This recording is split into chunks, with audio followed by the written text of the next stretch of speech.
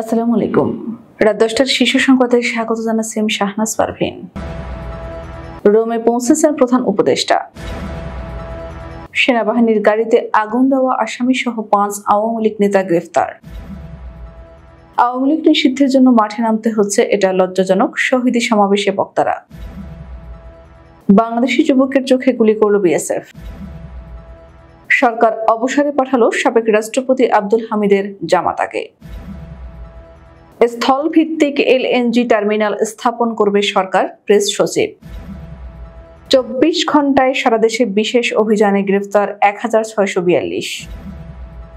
ভারত জুড়ে মুসলমানদের ওপর গেরুয়া সন্ত্রাসের প্রতিবাদে ঢাকায় বিক্ষোভ। পত্রিকা বিক্রেতাকে হত্যা করে ইজিবাইক ছিনতাই। প্রেমের টানে প্রেমিকার বাড়িতে খাদ্য কর্মকর্তা। সশস্ত্র বাহিনী সম্পূর্ণ প্রস্তুত, চূড়ান্ত জবাব দেওয়া হবে পাকিস্তানের উপপ্রধানমন্ত্রী। সামরিক খাতে $946 বিলিয়ন বরাদ্দ ঘোষণা যুক্তরাষ্ট্রের। এবং সিন্ধু পানি চুক্তি স্থগিত করা নিয়ে বিশ্ব ব্যাংকে কিছুই জানায়নি ভারত। শুনছিলেন শিরোনাম, এবার বিস্তারিত। পোপ ফ্রান্সিসের অন্ত্যেষ্টিক্রিয়ায় অংশ নেওয়ার জন্য ইতালির রোমে পৌঁছেছেন অন্তর্বর্তী সরকারের প্রধান উপদেষ্টা অধ্যাপক ডক্টর মোহাম্মদ ইউনূস। শুক্রবার সন্ধ্যা 6টায় রোমে পৌঁছান প্রধান উপদেষ্টা। প্রধান উপদেষ্টার deputy press secretary Abul Kalam Azad Majumdar এ তথ্য জানান। এর আগে শুক্রবার বাংলাদেশ সময় দুপুর 12টা 25 ইতালির উদ্দেশ্যে কাতার ত্যাগ করেন প্রধান উপদেষ্টা। রাজধানীতে পৃথক অভিযান পরিচালনা করে গোপালগঞ্জে সেনাবাহিনীর গাড়ি পোড়ানোর মামলায় এজাহার নামীয় আসামি সহ আওয়ামী লীগ ও অঙ্গ সংগঠনের আরো 5 নেতাকে গ্রেফতার করেছে ডিএমপির গোয়েন্দা বিভাগ। শুক্রবার ডিএমপির মিডিয়া অ্যান্ড পাবলিক রিলেশনস বিভাগের উপপুলিশ কমিশনার মোহাম্মদ তালেবুর রহমান এ তথ্য নিশ্চিত করেছেন। ডিবির বরাত দিয়ে মোহাম্মদ তালেবুর রহমান বলেন, বৃহস্পতিবার রাত আনুমানিক 8:30টায় ধানমন্ডি এলাকায় অভিযান পরিচালনা করে মোহাম্মদ আবেদ আলী শেখকে এবং রাত 9টায় বাংলা মোটর এলাকা থেকে মমতাজ পারভিন শিমুকে গ্রেফতার করে ডিবি ওয়ারি বিভাগের পৃথক টিম। গ্রেফতার মোহাম্মদ আবেদ আলী শেখ গোপালগঞ্জে সেনাবাহিনীর গাড়ি পোড়ানোর মামলার এজাহারভুক্ত আসামি। জুলাই পিলখানা ও শাপলা গণহত্যার বিচার ও গণহত্যাকারী আওয়ামী লীগকে নিষিদ্ধের দাবিতে রাজধানীর শাহবাগে শহীদি সমাবেশ অনুষ্ঠিত হয়েছে। শুক্রবার বিকেল 3টার পর শাহবাগে জাতীয় জাদুঘরের সামনে ইনকিলাব মঞ্চের ব্যানারে এই সমাবেশ শুরু হয়। এতে শহীদ পরিবারের সদস্যদের পাশাপাশি জাতীয় নাগরিক পার্টির উত্তরাঞ্চলের মুখ্য সংগঠক সার্জিস আলম, আপা বাংলাদেশের সংগঠক আলী আহসান জুনায়েদ, আমার বাংলাদেশের পার্টির সেক্রেটারি ব্যারিস্টার আসাদুজ্জামান ফুয়াদ, ছাত্র শিবিরের সেক্রেটারি জেনারেল নুরুল ইসলাম প্রমুখ বক্তব্য দেন। ব্রাহ্মণবাড়িয়ার আখাউড়া সীমান্তে ভারতীয় সীমান্তরক্ষী বাহিনীর গুলিতে আসাদুল ইসলাম নামে এক বাংলাদেশি আহত হয়েছেন। শুক্রবার সকাল 10টার দিকে উপজেলার মরিয়ন্দ ইউনিয়নের ইটনা গ্রামের 2020/11 পিলার সীমান্ত এলাকায় এই ঘটনা ঘটে। আহত আসাদুল ইটনা গ্রামের ফেরদৌস মিয়ার ছেলে। বর্তমানে তিনি ব্রাহ্মণবাড়িয়ার একটি বেসরকারি হাসপাতালে চিকিৎসাধীন। বিজিবি ও স্থানীয় সূত্রে জানা যায়, সকাল 10টার দিকে ইটনা সীমান্তে কয়েক রাউন্ড গুলি করে বিএসএফ। সাবেক রাষ্ট্রপতি মোহাম্মদ আব্দুল হামিদের জামাতা মোহাম্মদ মাহমুদুজ্জামানকে অবসর দিয়েছে সরকার। তিনি অতিরিক্ত কর কমিশনার পদে কর্মরত থাকলেও কর আপিল অঞ্চল রাজশাহীর কর কমিশনার হিসেবে চলতি দায়িত্ব পালন করছিলেন। অর্থ মন্ত্রণালয়ের অভ্যন্তরীণ সম্পদ বিভাগ থেকে বুধবার তার অবসরের আদেশ জারি করা হয়, যা বৃহস্পতিবার গণমাধ্যমে প্রকাশ পায়। সরকারি আদেশে বলা হয়েছে, মোহাম্মদ মাহমুদুজ্জামানের সরকারি চাকুরিকাল 25 বছর পূর্ণ হয়েছে। জনস্বার্থে তাকে অবসর দেওয়া প্রয়োজন বিবেচনা করে সরকারি চাকুরি আইন 2018 এর 45 ধারা অনুযায়ী তাকে অবসর প্রদান করা হয়েছে। তিনি অবসরজনিত সকল সুবিধা প্রাপ্ত হবেন। দেশের কারখানাগুলোতে নিরবচ্ছিন্ন গ্যাস সরবরাহ নিশ্চিত করতে একটি স্থলভিত্তিক এলএনজি টার্মিনাল স্থাপনের সিদ্ধান্ত নিয়েছে অন্তর্বর্তী সরকার। প্রধান উপদেষ্টার প্রেস সচিব শফিকুল আলম গতকাল বৃহস্পতিবার কাতারের দোহায় সাংবাদিকদের বলেন, অনেকে বলেছেন গ্যাসের অভাবে তারা কারখানা স্থাপন করতে পারছেন না, তাই আমরা যত তাড়াতাড়ি সম্ভব একটি স্থল ভিত্তিক এলএনজি টার্মিনাল স্থাপন করতে চাই, যাতে পর্যাপ্ত গ্যাস আনা যায়। শফিকুল আলম বলেন, প্রধান উপদেষ্টা অধ্যাপক মোহাম্মদ ইউনূসের দোহা সফরের সময় কাতার এনার্জির সঙ্গে একটি পরিকল্পনা নিয়ে আলোচনা হয়েছিল। বাংলাদেশের কারখানাগুলোতে গ্যাসের সরবরাহ নিশ্চিত করতে শিগগিরই স্থল ভিত্তিক এলএনজি টার্মিনাল স্থাপন করা হবে।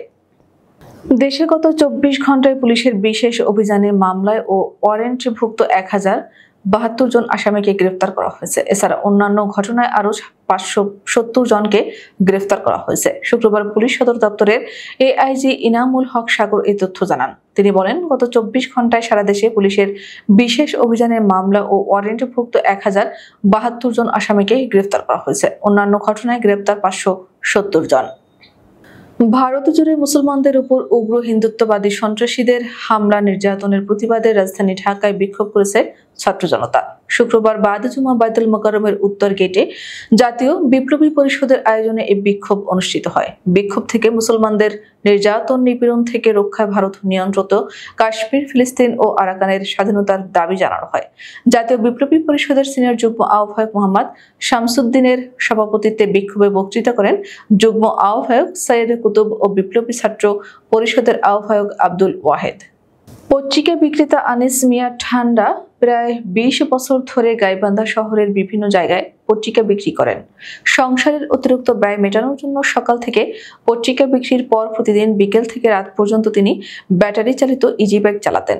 প্রতিদিনের মতো বৃহস্পতিবার বিকেলে বাড়ি থেকে ইজি বাইক নিয়ে বের হন আনিস। এদিন রাত 1:30টার দিকে শহরের 2 নম্বর রেলগেট এলাকায় কয়েকজন অপরিচিত দুর্বৃত্ত যাত্রী সেজে 200 টাকা ভাড়া ঠিক করে তার ইজি বাইকে ওঠেন। গাড়িতে উঠে তারা গাইবান্ধা স্টেডিয়ামের দিকে গাড়ি নিয়ে যেতে বলেন। সেখানে যাওয়ার পর দুর্বৃত্তরা আনিসের কাছে ইজি বাইকের চাবি চায়। চাবি দিতে না চাইলে প্রথমে ধস্তাধস্তি হয়। পরে দুর্বৃত্তরা পকেটে থেকে ছুরি বের করে আনিসের পেটে এলোপাতাড়ি আঘাত করে। এতে গুরুতর আহত হন আনিস। পরে আনিসকে রাস্তার পাশে ফেলে রেখে ইজি বাইক নিয়ে দ্রুত পালিয়ে যায় দুর্বৃত্তরা।